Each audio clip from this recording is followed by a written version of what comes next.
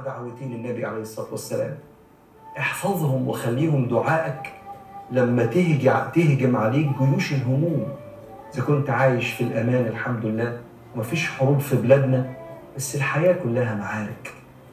فرفع ايديه وقال: اللهم منزل الكتاب ومجري السحاب اهزم الأحزاب اللهم زلزلهم.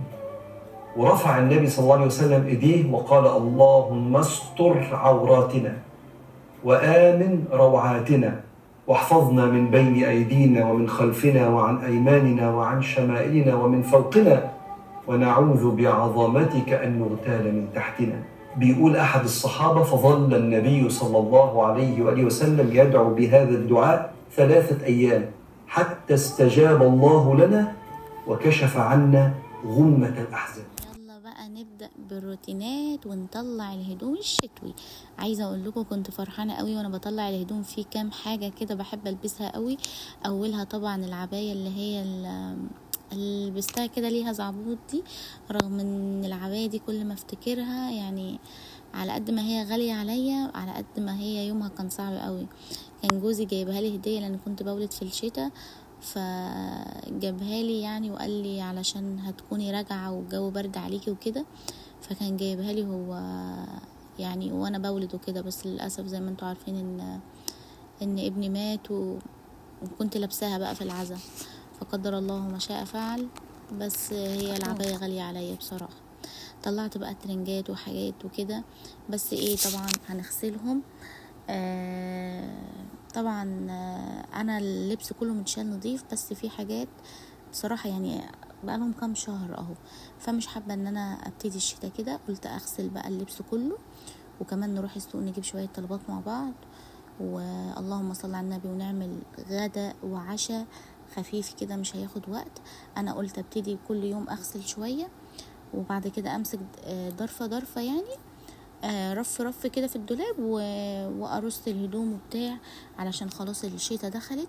فعايزه اعمل روتين. انا بصراحه ما تسرعتش في البدايه في قنوات نزلت روتينات وكده، لا انا حابه خلاص ان انا دلوقتي هعمل كل ركن في البيت هنضف. وانا عملت تحت السرير الاوضه، بس ناقص الدولاب من جوه ان انا ادخل بقى الصيفي وادخل الشتوي. اطلع الصيفي وادخل الشتوي.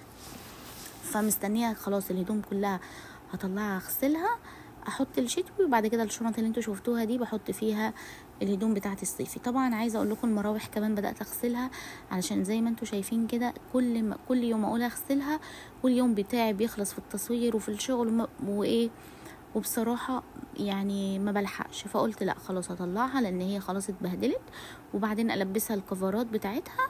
انا جايبه الكفر اللي هو لوش المروحه كده واشيلها.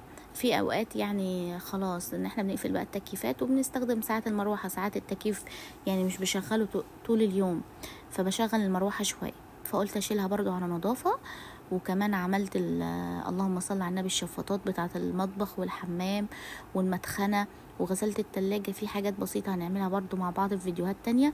عايزة اقول لكم قوموا بقى اتحركوا كده، يعني ايه، شغلوا قرآن وشغلوا بخور، طلعوا كده بخور واعملوا طاقة ايجابية زي ما بقول لكم دايما، تمام. وابتدي كل يوم اعملي حاجة. يا جماعة قعدة الشتاء حلوة قوي بجد، يعني البيت كده لما يبقى نظيف ومفروش ونطلع بقى الحاجات التقيلة بتاعتنا كده وبيبقى جو الشتاء. انا بصراحة من الناس اللي بتعشق الشتاء. انا بكره الصيف، بكرهه كره. حتى لو عندي تكييف في البيت يعني تمام عندي تكييفات وكده، بس بكره الصيف بجد. وحش قوي في خروجاته، وحش ممل. انا ممكن لو خرجت بره 10 دقايق ارجع اكون ميتة. بحب الشتاء، بحب اللبس التقيل بتاعها، بحب الجواكت بتاعتها، بحب لبس البيت قوي، بحب القعده، بحب الاكل كمان بتاع الشتاء، بحب الجو ده. فقوموا بقى كده كلنا مع بعض نبدا نظبط كده كام حاجه، علشان لما نخلص الروتينات نعمل برضو حاجات تانية هقول لكم عليها مع بعض. مسكت المروحتين غسلتهم تمام، وقلت ايه اعمل قدام الباب. طبعا المدخل من فوق يعني من عند اللهم صل على النبي المشايه والديب فريزر وكده معمول، بس الجزء اللي تحت اللي هو فيه السلالم. مسكت بقى المروحه كنت بركبها واقفلها معاكم. طبعا الديب فريزر نضيف، التلاجة اللي جوه نضيفه، بس ايه المشايه عايزه تتلمع بصراحه، تمام. وبس كده، ونطلع الغسيل ونروح السوق نجيب شويه مشتريات مع بعض. صلوا على الرسول في الكومنتات وحطوا لي لايك وكومنت حلو منكم. وعايزه اقول لكم الايام اللي جايه دي هنعمل شويه حاجات مع بعض، فما تنسيش اللايك يا اختي والاشتراك في القناه. صباعك ده مش هيخس حاجه لو عملتي لي لايك. تمام اهو كده زي الفل. نطلع بقى نمسح الديب فريزر كده، نديله مسحه. طبعا في حمام جنب المشايه اللي هو الباب ده، طبعا الحمام ده كله نضيف يعني، خلاص اتقفل كده، كل حاجه فيه تمام. المشايه بتاعتي نضيفه وكل حاجه، بس ايه قلت برضو اديها مسحه كده تلميع عشان هي لونها اسود. تمام وخلاص. وبعد كده المدخل كله اتمسح، وقلت بقى اجيب الهدوم. طبعا انا حطيت لها برسيل جل للهدوم. تمام خدت كام حاجه عشان هدوم الشتاء تقيله. تمام وبعد كده لما بتيجي الغساله تشطف، بحط بقى ايه الدوني اللي هو بتاع معطر الملابس، وحطيت شويه كلوركس الوان. عايزه اقول لكم ريحه الهدوم اللهم بارك، بس حبيت ان انا اغسلها كده وايه وتبقى نظيفه معايا. تمام اهو. طبعا الحاجات دي بقى حلوه بصراحه في الشتاء، تلبسي تحتيها مثلا ليجن اسمر، ستريتش اسمر، وهي بيبقى ليها لكلوك كده طويل شويه مع هو كام قطعه يعني، وترنجات بقى وبتاع. لبس الشتاء حلو بصراحه. فباقي اللبس بقى، ودي طبعا جلاليب التصوير كنت جايباها في اخر الشتاء لو تفتكروا، كان عليها عرض. فبس ده نزلت بقى السوق.